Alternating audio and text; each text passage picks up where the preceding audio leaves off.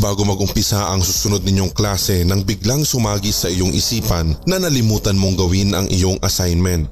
Sa pagmamadaling makakatch up, kinulit mo ang iyong katabi ng, "Classmate, favor naman oh. Sige na, ngayon lang. Pakopya naman ako nung assignment sa science. Nalimutan ko kasi." Ngunit wala siyang reaksyon. Inulit mo ang paghingi ng pabor, ngunit ganun pa rin ang kanyang naging reaksyon. Tumitig lang siya sa iyo, saka tumingin sa labas ng bintana. Makailang segundo ay tila nairita ka na rin sa kanyang pagpapatay mali siya, kaya kinuha mo na lang ang iyong notebook sa loob ng iyong bag upang mapilitan siya na paboran ang iyong request. Pagkalabas mo ng notebook ay humarap ka muli sa upuan ng iyong katabi, ngunit wala siya doon. Iginala mo ang iyong paningin at nakita mo siyang papalapit pa lamang sa kanyang upuan, kaya ganito na lang ang iyong naging reaksyon. "Grabe ka naman, classmate, ang damot mo. Sabi ko pakopya ng assignment eh. Tapos aalisan mo na lang ako basta-basta. Sige na, ngayon lang." Napatigil sa pag-upo ang iyong kaklase sabay kunot ng noo habang titig na titig siya sa iyo na tila may question mark sa mukha ay sumagot siya ng, "Mate, ano ka ba? Kapapasok ko lang. O ito na o, huwag ka nang magalit." Manila Encounters. Pauwi ka na noon pero biglang nagyaya yung crush mong makipagkita sa iyo. Siyempre, dahil crush mo siya at ayaw mo namang masayang ang sandaling iyon, kaya napa-oo ka at nangako ka na makikipagkita ka sa kahit saan man siya naroroon. Nung sandaling napunta ka na sa inyong meeting place, ay laking tuwa mo nang makita mong siya ay naroroon na sa lugar. Akmang lalapit ka na sana sa kanya nang biglang tumunog ang iyong cellphone, kaya binasa mo ang text message. Nanlaki ang iyong mga mata nang iyong mabasa mula sa text message na, "Bes, bad news. Si Babe, si Beverly, yung crush mo, na-aksidente daw kanina at nadula sa CR kaya nabagok ang ulo. Nag-aagaw buhay daw ngayon. Papunta na nga kami doon ngayon. Nasaan ka ba?" Marahan mong ibinaba ang iyong cellphone habang nakita mong papalapit siya at agad hinawakan ang iyong kamay at sabay sabing, "Halika na, sumama ka na sa akin." Manila Encounters. Alauna ng madaling araw at hindi pa rin ako dinadalaw ng antok. Walang ano-ano ay bigla akong nagulat nang madinig ko ang pagtawag ni nanay sa baba ng aming bahay habang sinasabing, "Sofia! Sofia! Halika nga rito sa baba." Nagulantang man pero bumangon ako sa aking kama upang puntahan si nanay sa baba ng bahay at baka kasi may pa-midnight snack siya. Nagpupunas pa lamang ako ng mukha gamit ang towel nang maglakad ako patungo sa hagdan. Bago ka makaabot sa hagdan ay madadaanan mo muna ang kwarto ng aking nanay nang mas nang hilakbot ako sapagkat nakita ko si nanay na nakatayo sa mismong loob ng kwarto habang paulit-ulit na tumatawag ang boses na nasa ibaba.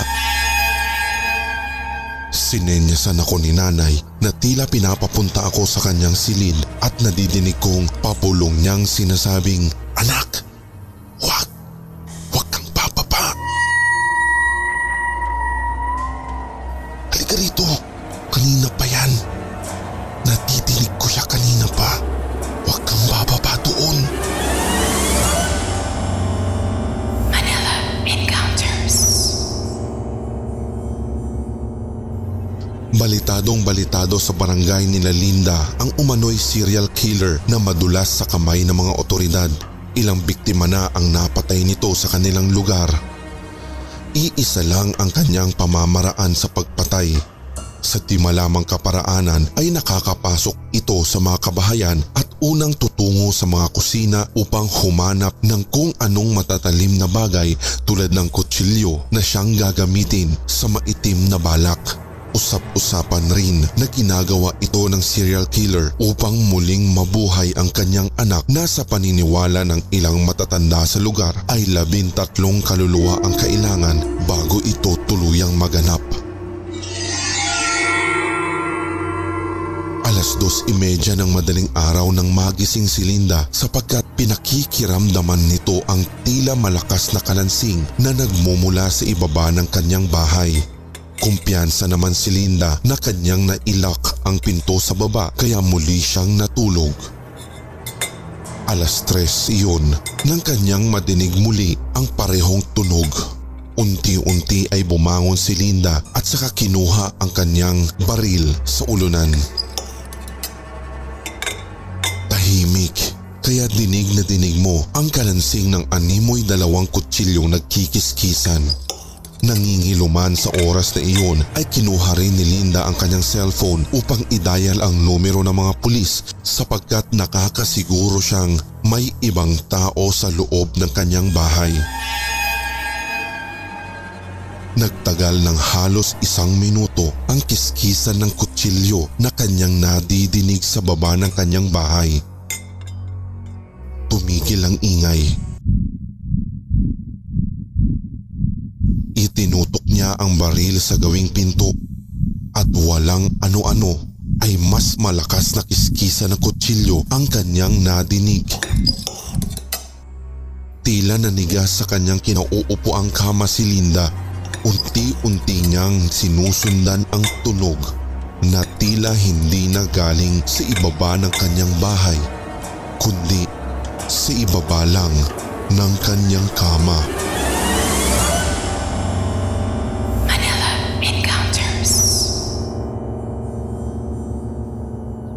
Isang araw iyon nang dumating galing probinsya ang ka-boardmate ko na may kasamang babaeng ubod ng ganda at chinita. Ipinakilala sa akin iyon ng aking boardmate na kanya iyong girlfriend kaya inilapag ko muna sa lamesa ang aking mga hinhiwang rekado sabay takip ng isang plato roon. Nakipagkamay ako kay Cherry, ang girlfriend ng aking boardmate na si Jonathan. Ngunit laking pagtataka ko nang bigla niyang inalis mula sa pagkakakapit sa aking kamay ang kanyang palad na tila baga na paso. Humingi naman ako ng paumanhin saka ko inamin na pasensya na ha, hindi pa nga pala ako nakapaghugas ng kamay, na-excite lang, sorry. Ang dami ko pa naman kasing inihiwang bawang eh. Uy, nga pala sakto, dito na kayo kumain sakaling hindi kayo lalabas.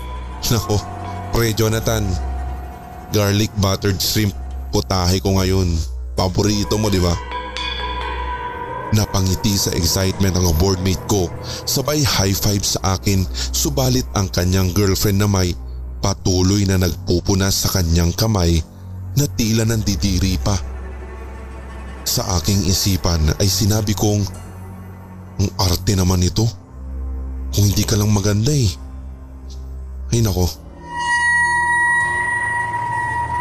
Pagkalapag ni Cherry ng puting panyo sa upuan ay inusal nito kay Jonathan. Babe, pwedeng ipasyal mo na lang muna ako sa mall dito sa Manila? Hindi ba promise mo yun pagkadating natin? Doon na tayo kumain, sige na. Habang sila'y nag-uusap ay napasulyap ako at nakita kong tila masama ang tingin sa akin ni Cherry. Napatango na lang si Jonathan sabay sabing, pre, sige sa labas na lang kami kakain ha. Mamayang gabi na lang siguro ko kakain dito, tirhan mo na lang ako ha.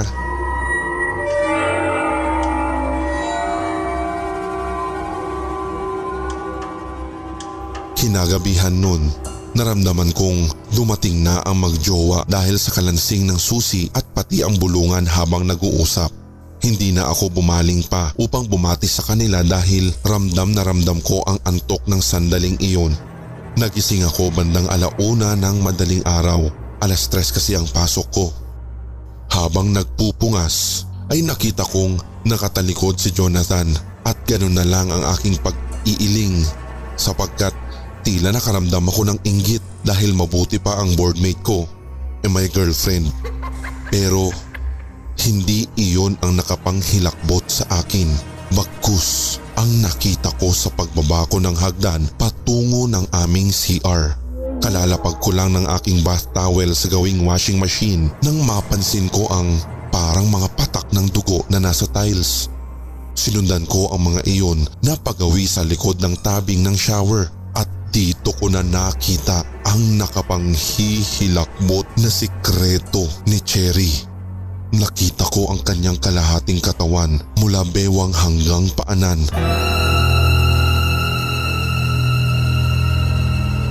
Natumba ako sa pagkakabigla at sa aking paglinga pa itaas ng kisame ay napansin ko ang nasirang jealousy ng CR na animoy pilit na nilusutan ng isang malaking nilalang palabas ng bahay. Hindi naman ako nagpaka-ipokrito dahil sigurado akong si Cherry iyon at wala nang iba. Sa kabila ng aking pangingimi at pagnanais na sumigaw ng malakas dahil sa takot ng oras na iyon ay bigla akong nabigyan ng matibay na eksplanasyon. Agad nag-flashback sa akin ang tagpo kaninang umaga, yung tagpong tila napaso siya sa aking mga kamay at halos masuka sa amoy ng ginigis akong bawang. Dahil si Cherry, isa pala siyang...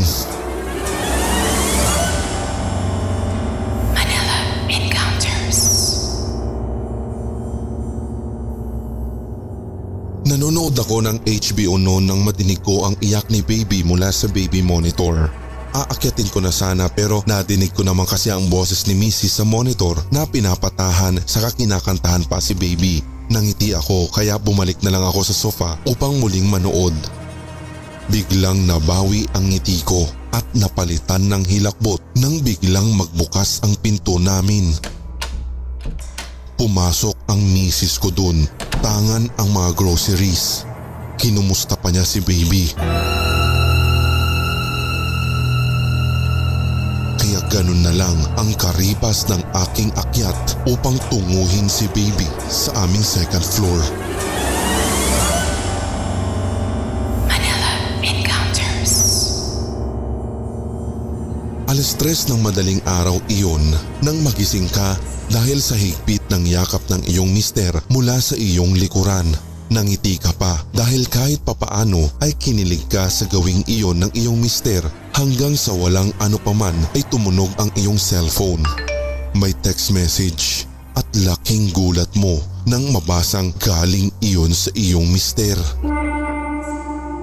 Marahan mong binuksan iyon kahit tila silaw na silaw ka sa liwanag ng iyong cellphone screen. Mas nang hilakbot ka nang malamang mula sa text message na, Han, mamayang alas 6 na ako uuwi dyan sa bahay ha. Andito pa kami ni pare sa opisina eh. Di bali last batch na ng sorting namin.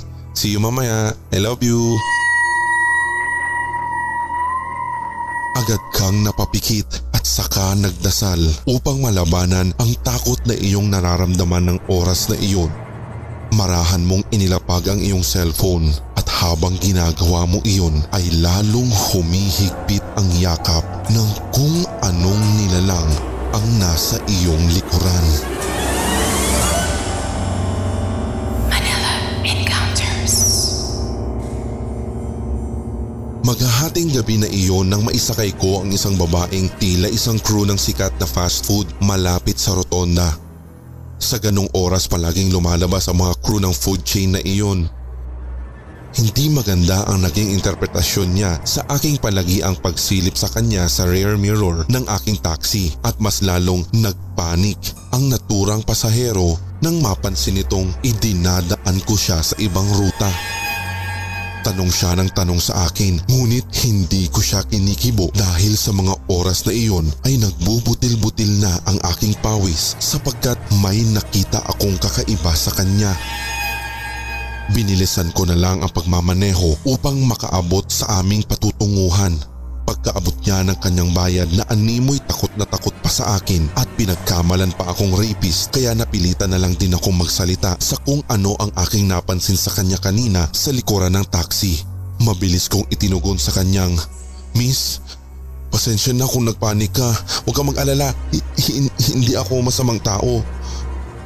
nabahala lang ako dahil pagtingin ko dito sa salamin kanina, wala kang ulo.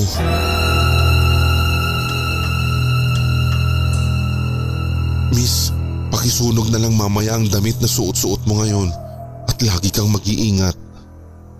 Agad kong binarurot ang aking taxi papalayo sa kanyang kinaroroonan.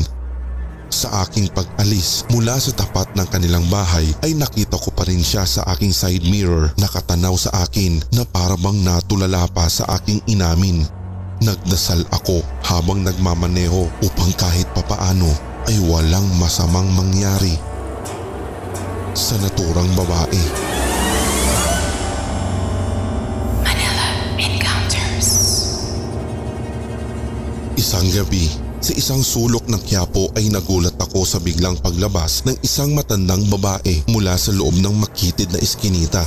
Napatitig ako sa kanyang muka matapos akong mapasigaw. Imbes na matakot ay bigla akong napaisip dahil tila pamilyar sa akin ang matandang babae. In-approach niya ako habang seryoso ang kanyang muka at agad niyang hinawakan ng aking kwintas na may hugis ulo ng kabayo sa pendant. Wika niya, "Iha, isuot mo ito palagi.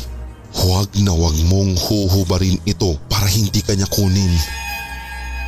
Huwag na huwag mong hahayaang makuha niya sa iyo ang kwintas na ito." Kinilabutan ako sa kanyang mga sinabi at dahil sa napagkamalan ko rin siyang may sayan ay tuluyan akong lumayo sa kanya at lumakad ng mabilis. Malapit na ako sa kantong aking lilikuan, ilang hakbang mula sa aming bahay ay nararamdaman ko pa rin ang nginig at animoy hilakbot dahil tila nakasunod ang matandang iyon sa akin. Nililingon ko ang aking likuran, ngunit sa kabutihang palad naman ay wala akong nakitang kahit sino man. Nasa kalaliman na ng gabing iyon nang walang ano-ano ay nagising ako mula sa pagkakahimbing. Nahulog pa ako sa katreng aking tinutulugan dahil kitang-kita ko ang isang tila tikbalang na may mapupulang mata at nakahawak sa aking kwintas. Napatakbo ako sa kasulok-sulukan ng aking kwarto habang nagsisisigaw. Akmang papalapit na ang tikbalang sa akin nang biglang lumabas sa hindi ko malamang sulok ang nakaputing damit na matanda. May isang malaking animoy kahoy ang inihampas ng matanda sa tikbalang at hindi ko na alam ang sumunod na nangyari sapagkat agad nagdasal ng mabilis ang matandang iyon sa wikang hindi ko maintindihan. Matapos ang ilang sandali ay biglang nagliwanag sa aking kwarto at sa muling pagdilim nito ay siya ring biglang pagtahimik ng buong paligid na waring walang nangyari.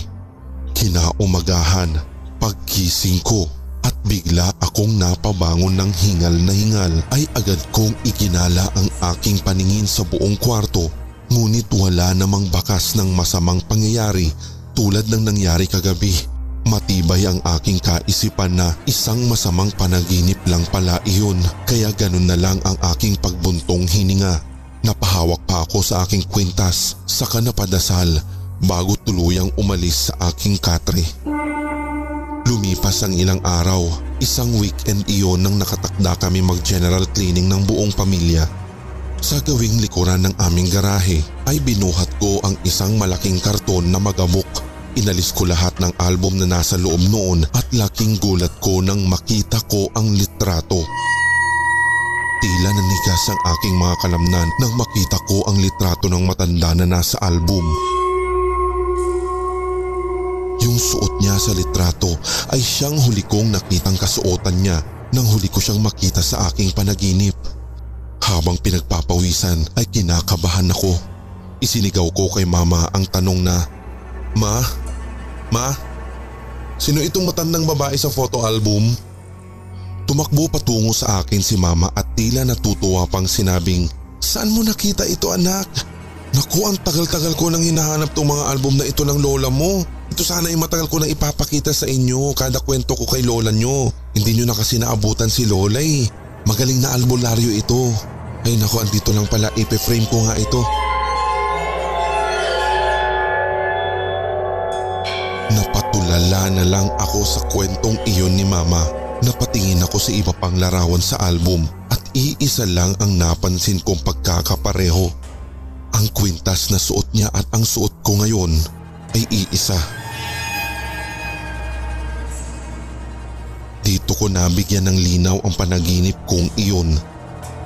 Hindi ko man naabutan si Lola, pero nagawa niya akong iligtas sa masama. Manila Encounters. Lingid sa kaalaman ng isang napaka-busy na syudad ay mayroon isang tunnel sa lugar na iyon na kinatatakutan ng lahat dahil sa haunted daw ito. Meron daw kasing isang babae na nagpapakita sa tunnel na iyon. Hindi matahimik ang kanyang kaluluwa dahil dun daw siya pinagsamantalahan saka pinaslang sa mismong tunnel na iyon. May 3 magkakaibigan ang naisipan na magpunta sa tunnel na iyon saktong alas 12 ng hating gabi upang masubukan kung totoo ngang may nagpapakita doon. Sukatan din daw nila ito upang malaman kung gaano nga sila katapang. Nasa tapat na sila ng tunnel ng oras na yon nang muntikan nang mapaurong ang isa sa 3 magkakaibigan dahil nang hilakbot na siya. Sa katotohanang ubod ng dilim ang lugar. Walang kahit ano ang kanilang maaninag. Dahil sa pagpupumilit at yaman din lang na nandoon na sila sa tapat ay naisipan na nilang pasukin iyon. Pasukin nang tumatakbo ng mabilis mula sa bungad ng tunnel hanggang sa makarating sa dulong bahagi. Napagdesisyonan ni Joanne, Carmi at Crystal na habang ginagawa iyon ay magkakahawak-hawak ang kanilang mga kamay upang masiguradong walang may iwan na kahit sino sa loob. Huminga ng malalim ang 3 magkakaibigan saka sinimulan nilang tumakbo sa loob ng tunnel. Habang tumatakbo sila ay wala silang ginawa kundi magsisisigaw upang ilabas lang ang kanilang takot na nararamdaman. Sa awa ng Diyos ay nakarating sila sa dulo ng tunnel. Lumayo sila ng koonti at saka sila nagtawanan habang hinihingal. Sabi ni Joanne, "Hanep, wala naman palang multo sa tunnel na yun. Sabi-sabi lang pala nila eh." Tumugon naman si Carmi habang tumatawa ng "Oo nga, di naman pala totoo yung kwento nila tungkol sa tunnel na yan. Buti na lang nasa gitna ako nung tumatakbo tayo." Sumagot naman si Crystal ng, "Oo nga, ako din. Buti na sa gitna din ako." Ay. Agad na patigil ang 3 magkakaibigan. Nagkatinginan silang 3 nang may ma-realize sila sa kanilang kwentuhang iyon. Ganun na lang ang bilis ng kanilang takbuhan palayo sa dulo ng tunnel na yun dahil sa hilakbot.